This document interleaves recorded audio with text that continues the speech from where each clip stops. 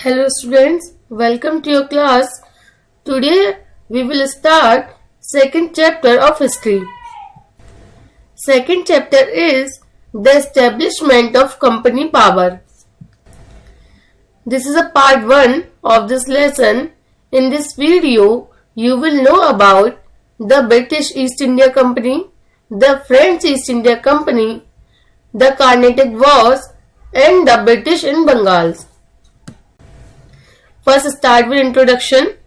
In your previous classes, you read about how the Mughals established a vast empire. Aurangzeb was the last emperor of the great Mughals. His empire covered a vast part of Indian subcontinent.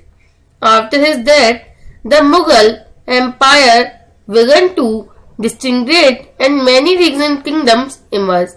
Means जो मुगल है empire था वो धीरे धीरे छोटे छोटे parts में विघटित होने लगा और बहुत सारे क्षेत्रीय जो राज्य हैं वे उभर कर सामने आने लगे. By the second half of the 18th century, the British emerged as an powerful political power in India. 18th century के मिड में ही क्या हुआ कि जो ब्रिटिश लोग हैं, जो ब्रिटिश है, बिग पावरफुल पॉलिटिकल पावर के रूप में इंडिया में उभर कर सामने आया. They had come to India as a trading company, but slowly they become the ruler of the country. वैसे तो वो भारत व्यापार करने के उद्देश्य से आए थे, पर धीरे धीरे वो कंट्री पर रूल करने लगे. In this chapter, you will study how the British emerged as a supreme political power in our country. आप इस चैप्टर में देखेंगे कि कैसे जो ब्रिटिश लोग हैं, उन्होंने इंडिया में अपनी सुप्रीम पॉलिटिकल पावर जमा ली, कैसे उन्होंने इंडिया को रूल करना स्टार्ट कर दिया. First, the Portuguese traders. The Portuguese were the first group of European traders to reach India. Mean पुर्तगाली भारत आने वाले यूरोपीय व्यापारियों में के पहले समूह थे. In 1498, Vasco da Gama discovered the sea route to India. 1498 में वास्को डी गामा ने भारत आने के लिए समुद्री मार्ग की खोज की. They were followed by the Dutch, the English, the French and the Danish traders. और इसके बाद डच, अंग्रेजी, फ्रांसीसी और डेनिश व्यापारी भी भारत आए. All of them set up trading centers in different part of the country. और सभी ने अपने अपने व्यापारी सेंटर्स एस्टेब्लिश करने लगे कंट्री के डिफरेंट पार्ट्स में. These centers called factories. और इन सेंटर्स को फैक्ट्रीज कहा जाने लगा. They consist of office, godowns and residential quarters of the traders. और धीरे धीरे वो उनके लिए ऑफिस बनाने लगे, गोडाउन्स बनाने लगे स्टोरेज के लिए, और रेसिडेंटल यानी रहने के लिए क्वार्टर्स बनाने लगे ट्रेडर्स लोगों के लिए. Later many of this factory were fortified. और धीरे धीरे वो फैक्ट्रीज वहां फोर्टिफाइड होने लगी, दृढ़ होने लगी.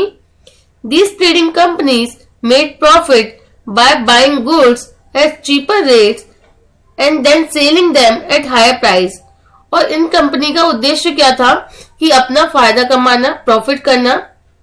वह गुड्स को बहुत इंडिया से गुड्स को बहुत कम रेट्स में खरीदते थे और फिर वहां अपने यूरोप में जाकर बहुत ही हायर प्राइस में उनको सेल करते थे. Almost all of them were interested in the same type of goods. और अधिकतर जितने भी ये ट्रेडर्स थे, चाहे डच हो, इंग्लिश हो या पुर्तगीज हो, ये सेम टाइप के व्यापार में ही या सेम टाइप के गुड्स में ही अपना इंटरेस्ट दिखा रहे थे. For example cotton, silk, spice such as cloves, cardamoms, pepper, small splatters etc. It led to fierce competition among the European companies. धीरे धीरे जो यूरोपियन कंपनीज है उनमें भयंकर कंपटीशन होने लगा, रिजल्टिंग इन सेवरल बैटल्स, जिसकी वजह से काफी ज्यादा युद्ध भी हुए. They sank each other's ships and those of the native traders blocked routes and prevent rival ships from carrying supplies. वह जो रूट है उनको ब्लॉक करने लगे या जो राइवल का शिप है, मतलब विरोधी का जो शिप है, उसको रोकने लगे. They protect their trading post by fortification, which among with their trading rituals brought into conflict with local rulers. Next, the British East India Company. On 31st December 1600, the British East India Company, popularly known as East India Company, received a royal charter. Royal charter means any authoritative grant of permission from Queen Elizabeth I, the ruler of England. Means 31 December 1600 British east India company, जिसे लोकप्रिय रूप से east India Company के रूप में जाना जाने लगा. This granted the company the sole right or monopoly to trade with East. Means इसने कंपनी को पूर्व के साथ व्यापार करने का एकमात्र या एकाधिकार प्रदान कर दिया. While this royal charter gave it exclusive right among the other trading groups in England, it could not prevent other European powers from entering East. In 1612, the East India Company established a factory at Surat after receiving a Farman from Mughal king Jahangir. 1612 में east India company ने मुगल राजा जहांगीर के एक फरमान प्राप्त करने के बाद सूरत में एक कारखाना स्थापित किया.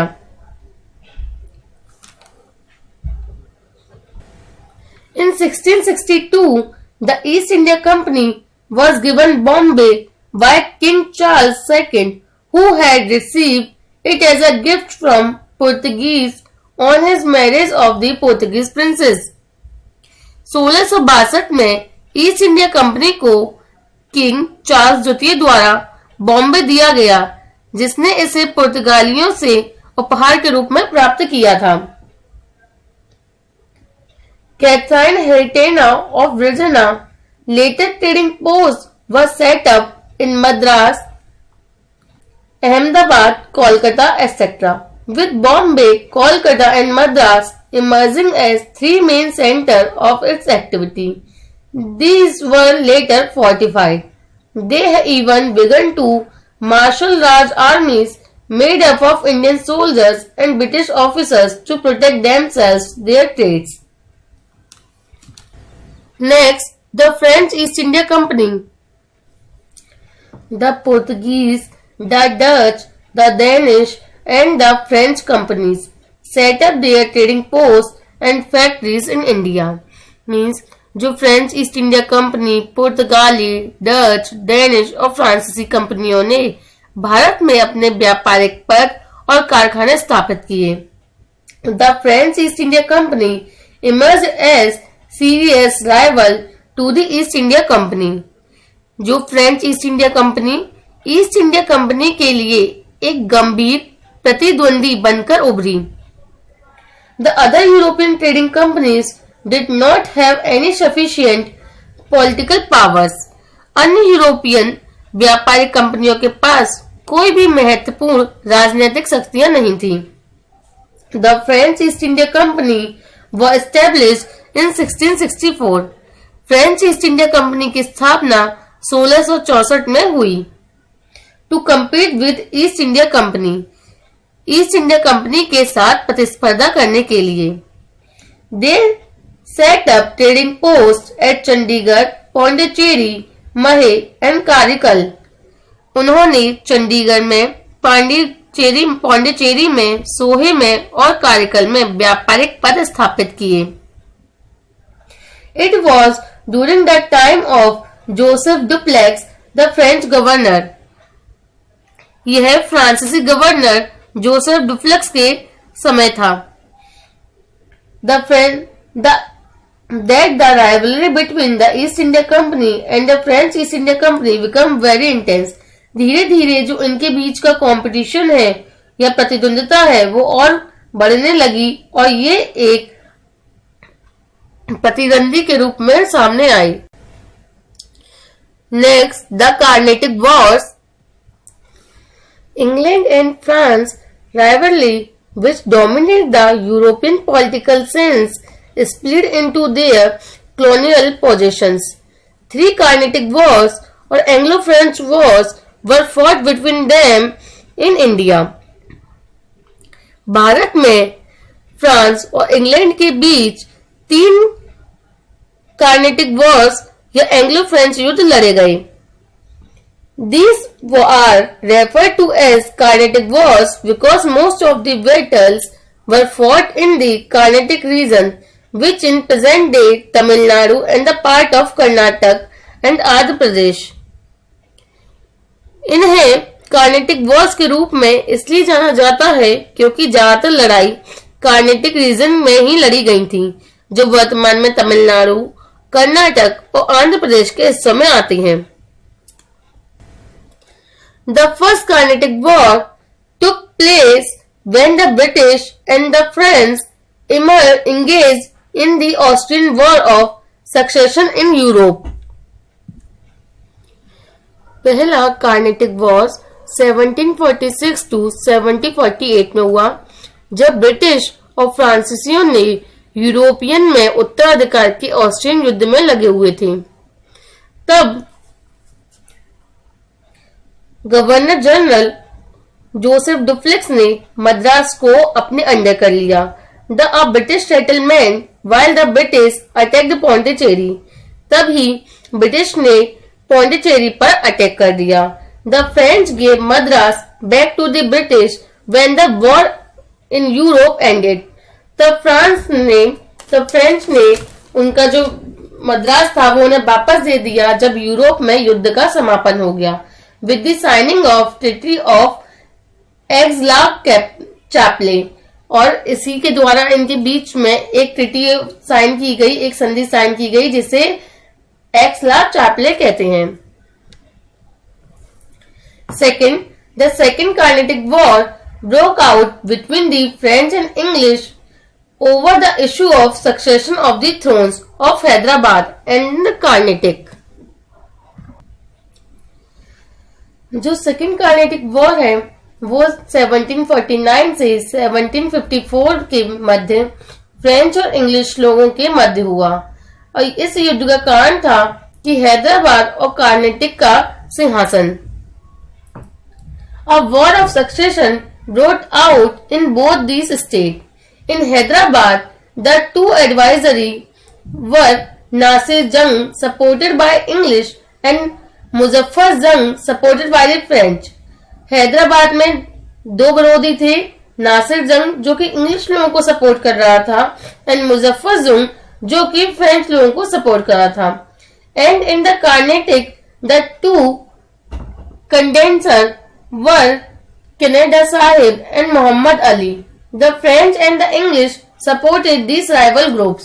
The French succeeded initially but were ultimately defeated, and the Treaty of Pondicherry was signed in 1754. According to treaty, France had to return all the captured territories to England.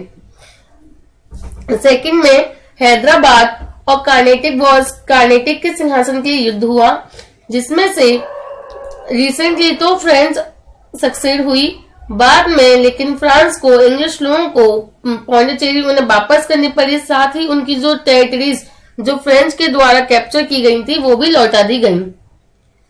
The broke outbreak of the 7 years war in Europe led to the third Carnatic wars in 1756 to 1763 in India between the English and the French.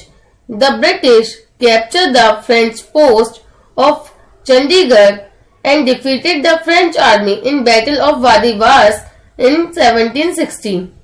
The war ended in 1763 with the signing of Treaty of Paris. According to this treaty, Chandigarh and Pondicherry were returned to the French, but they were not allowed to fortify the factories. The British emerged victorious in the Carnatic Wars and succeeded in eliminating her main rival, the French, from India. Next, the British East India Company. On 31st December 1600, the British East India Company, popularly known as East India Company, received a royal charter. Royal charter means any authoritative grant of permission from Queen Elizabeth I, the ruler of England. Means 31 December 1600 British east India company, जिसे लोकप्रिय रूप से east India Company के रूप में जाना जाने लगा, This granted the company the sole right or monopoly to trade with East. Means इसने कंपनी को पूर्व के साथ व्यापार करने का एकमात्र या एकाधिकार प्रदान कर दिया. While this royal charter gave it exclusive right among the other trading groups in England, it could not prevent other European powers from entering East. In 1612, the East India Company established a factory at Surat after receiving a farman from Mughal King Jahangir. The Mughal Empire Aurangzeb issued a farman granting the East India Company the right to carry out duty-free trade in Bengal. Mughal सम्राट औरंगजेब ने east India company को अधिकार प्रदान करते हुए एक फरमान जारी किया, जिसमें उन्होंने बंगाल में शुल्क मुक्त व्यापार करने के लिए ईस्ट इंडिया कंपनी को permission they the. This right was later formalized again by Mughal ruler Farooq Kishar. This meant that the traders could not import and export goods from Bengal without paying any taxes. यह अधिकार बाद में मुगल शासक Farooq share द्वारा फिर से तैयार किया गया था, जिसका मतलब था कि व्यापारी बिना कोई कर चुकाए बंगाल से माल आयात और निर्यात कर सकते हैं. Although this farman allowed only the company to practice the right, various company officials carry on legal private trade their own without paying duties. हालांकि इस फरमान ने केवल कंपनी को ही अभ्यास करने की अनुमति दी थी, विभिन्न कंपनियों के अधिकारियों ने ड्यूटी का भुगतान किए बिना अपने स्वयं इलीगल निजी व्यापार को अंजाम देने लगे. This resulted in a tremendous loss of revenue for the Bengal government, जिस कारण बंगाल सरकार को राजस्व का जबरदस्त नुकसान झेलना पड़ा. During the early the conflict between the East India Company and the Nawabs of Bengal. 18वीं शताब्दी की शुरुआत में ईस्ट इंडिया कंपनी के मध्य और बंगाल के नवाब के मध्य में कॉन्फ्लिक्ट यानी संघर्ष होने लगे. After the death of Aurangzeb, the Bengal Nawabs began ruling almost independently, though they never firmly broke ties with the Mughals. Aurangzeb की मृत्यु के बाद बंगाल के नवाब लगभग स्वतंत्र रूप से शासन करने लगे, हालांकि उन्होंने कभी भी मुगलों से औपचारिक रूप से फॉर्मल रूप से संबंध नहीं तोड़े. मुर्शिद Quli Khan, Alivardi Khan and Siraj-ud-Daulah tried to keep the power of East India Company and its officials in check.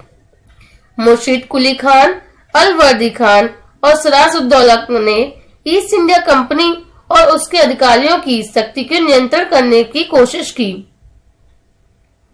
They refused to grant concessions to the companies, demanded huge amount of tribute for its right to trade, and stopped it from extending its fortification.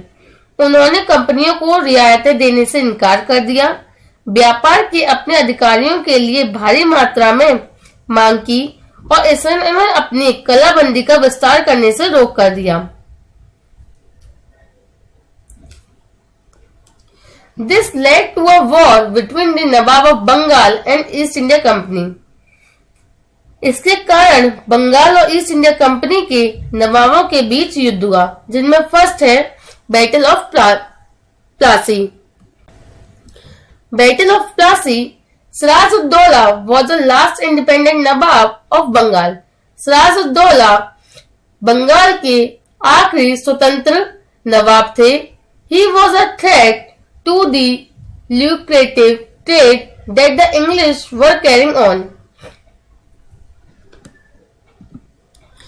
Siraj-ud-Daulah अभी भी इन व्यापारियों के लिए एक threat के रूप में सामने थे. He tried to enforce taxes on trade and ordered the East India Company to stop fortification in Kolkata.